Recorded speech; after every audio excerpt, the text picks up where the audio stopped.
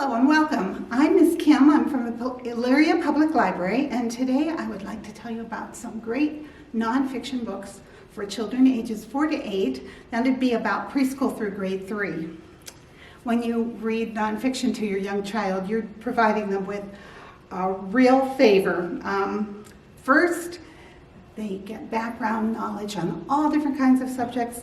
Next, they get a great, huge vocabulary. And third, it builds analytical skills. That's careful, critical, and deep thinking while reading, so that means comprehension. It also gives them a boost on the Common Core standards. Those are our national standards for what children should know at each grade level. The bottom line is nonfiction promotes student success. So here we go, and just so you know, there's a link below this video to the titles and authors and bibliographic information that you might want about all of the books that we're going to talk about today. And first, some newish books about the seasons. The first one is called What Will Grow, and these are seeds that are familiar to children. Shiny brown, bumpy crown, what will grow? Oak tree. Fluffy white, taking flight, what will grow? Dandelion. Stripy black, crunchy snack, what will grow? A sunflower. So a very nice book on seeds for young children. The next one is called Wake Up, and it has lovely pictures of just born creatures in the springtime, and children are invited to guess what creatures they're seeing. At the edge of the pond, where frogs croak and kiss, look into the water. What's this? A tadpole. Whose baby hides in the forest? A deer. Which twins are born on the farm? And these are sheep. And in case you don't know some of the pictures, they're all listed in the back. So a lovely book for spring.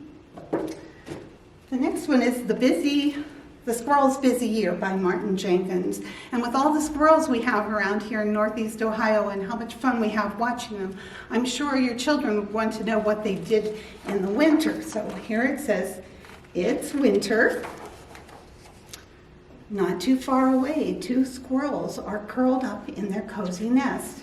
They can't stay there forever though. They'll soon get hungry, and then they'll need to go out and find something to eat. They better get a move on. It will soon be dark. Down the trunk, over the stump, a quick dig, and yes, some acorns. It's snowing again, time to get back in the nest. And then they go on to show you what happens with squirrels in the spring and the summer and the fall. That's called the Squirrel's Busy Year. And finally, one more about the seasons. It's called Full of Fall. It's by April Pooley Sayer, who wrote that beautiful book on spring called Bloom Boom. And it has excellent photographs, very appealing. September sun is low in the sky. So long, summer, green, goodbye. One leaf, another leaf, colors surge. Meet the trees, their shapes emerge. So a beautiful book about fall. Now, some great new books. This unique information book for a very young child switches between bodies of water and corresponding land masses, and it tells you the terms. Let me show you. For example, a lake is water surrounded by land. And then they show you the opposite. Land surrounded by water, which is called an island. Then it gets a little more complex. Land with an inset of water is a bay. Water with an inset of land is a cape.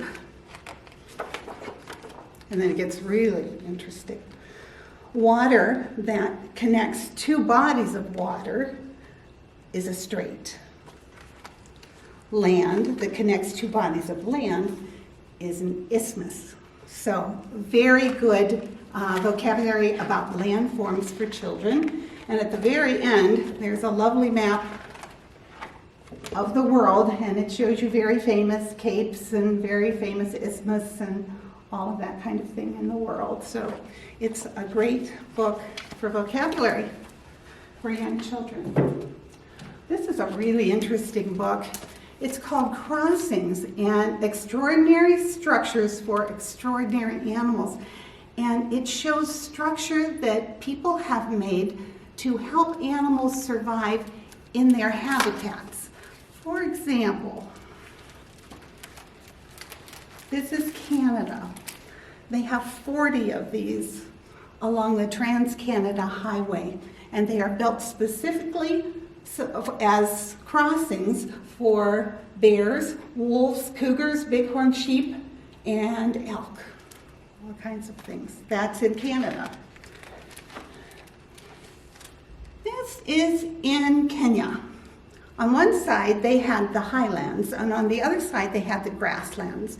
And the highway prevented the elephants from one side to getting to the other side, so they built them a tunnel. This is in Australia, and it is a rope bridge made for squirrel gliders. So what an interesting new book on crossings. This is called If You Take Away the Otter. All right, first we have to see our little otter here. Here's the otter. The otter lives in a kelp forest. Kelp is a seaweed. The seaweed grows, however, to like 100 feet tall, so it's basically the trees of the undersea, and it's the home to lots of wildlife, including otters and sea urchins. The otters eat the sea urchins. So when people started hunting otters for fur, the sea urchins weren't being eaten by anything, and they overpopulated. When they overpopulated, they didn't have enough food. They ate seaweed, and they decided that they just started to eat the roots of the kelp forest. And the kelp forest was nearly destroyed because of the sea urchins eating the roots. But this book tells how people legislated and worked to save the otters, and how saving the otters also saved the kelp forests. So a nice eco book.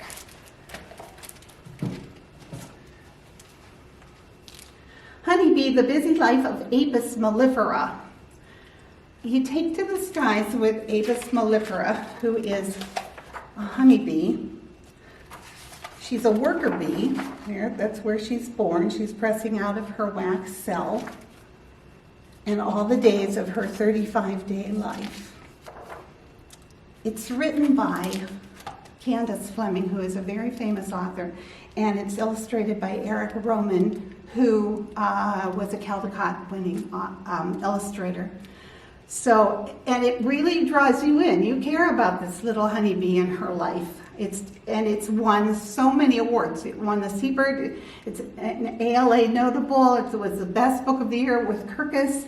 It was on NPR Shelf Awareness. It's a school library journal best, and it's a Publisher's Weekly best.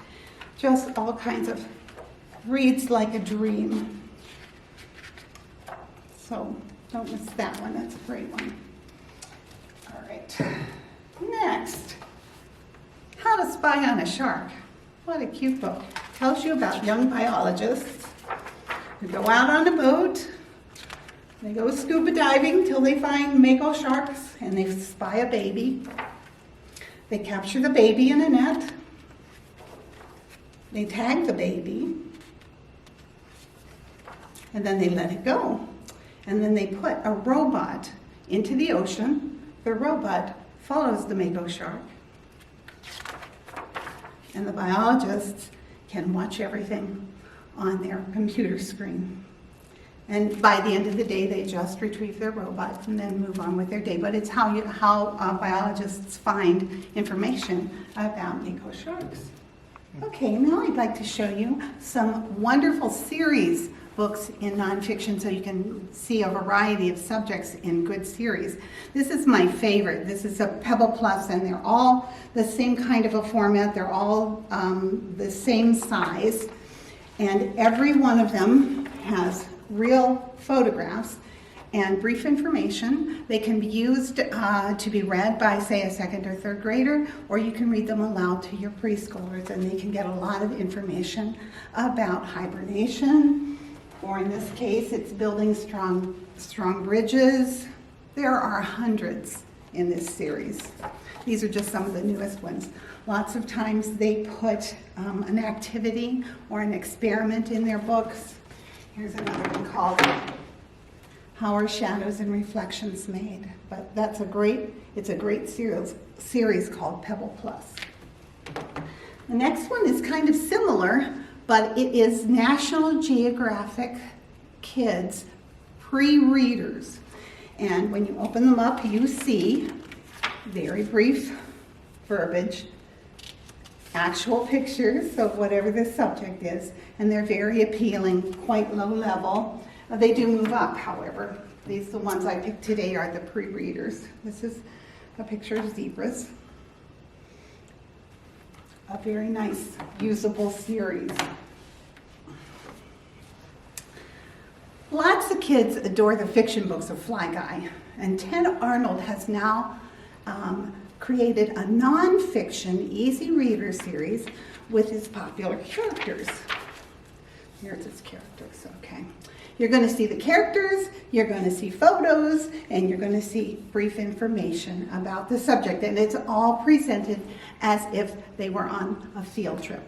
This one is dinosaurs, this one is bats, this one is snakes. And one more good series for you today called Ordinary People Change the World. These books are part narrative text, but they're also part graphic novel. And they're written by Brad Meltzer, who is a historian that you see on the History Channel on TV.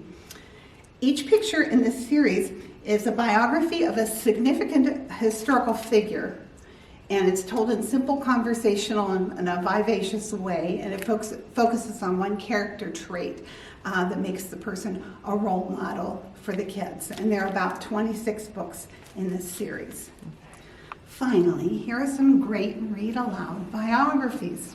This is called The Oldest Student, How Mary Walker Learned to Read. Well, in 1848, when Mary Walker was born, she was born into slavery, but she was freed when she was 15, and by 20 she was married and had her first child. By 68, she had worked a lot of jobs, including cooking, cleaning, babysitting, and selling sandwiches to raise money for her church. At 114, she was the last remaining member of her family, and at 116, she learned how to read. This next one is called Exquisite. It's a book about Gwendolyn Brooks, who grew up loving to write poetry and was the first Black person to win a Pulitzer Prize for poetry. And I have a few pages to show you. On this page, she wrote a history report for her teacher in rhyme. The entire report was in rhyme, and as you can see, she got an A, and her teacher said, "Keep writing," which is dear to my heart because it shows how teachers can influence Pulitzer Prize winners. So here she is. That's a picture of her. And this is one of her poems called Clouds that we won't read today, but it's a very lovely poem. So, Gwendolyn Brooks. The next is, of course, Aretha Franklin, the Queen of Soul. She was the daughter of a Detroit pastor and a gospel singer, and her talent showed at a very young age. As she became the Queen of Soul, she won multiple Grammys, and she had earned a place in the Rock and Roll Hall of Fame, and not only that, she worked for civil rights. It's an authoritative, rhythmic Coretta Scott King illustration award winner about Aretha Franklin. There are so many pictures about picture books about Ruth Bader Ginsburg, and what I liked about this particular one was the quotes. I want to read you some of her quotes. These were all written by her in her autobiographical data. This is when she was hired as a physics teacher at Rutgers University. She said, this is what they said to her. They said, it was only fair to pay me modestly because my husband had a very good job. This is when she got onto the Supreme Court. Yes, women are here to stay. When sometimes I'm asked, when will there be enough women on the court? And I respond, when there are 9. People are shocked. But the Supreme Court has had 9 men for ever so long, and nobody's ever raised a question about it. And there's another quote at the end. I'm a very strong believer in listening and learning from others. A very strong woman. Ruth Bader Ginsburg. All right, and the very last one here is about Ise to Cisse. All right, she lives in Gambia. People in Gambia carry the things they need to carry in palm baskets, and then they throw them down on the road when they're destroyed or when they get a hole in them, and they're biodegradable, so they just go back into the soil. Well, they thought they could do that when they first got plastic bags. And it didn't work out that way, and the whole village got crowded with trashy paper bags. Goats were eating them, and they were getting very sick. They were a great breeding ground for mosquitoes, and she decided something had to be done. So she went around, picked up all the plastic bags, turned them into thread, and taught women to crochet. And they crocheted purses. And this is an inspirational, true story, and it shows how one person's actions can really make a difference in our world. So that's all of the nonfiction for now, and I hope you find a few good nonfiction books to read to your favorite child. Bye.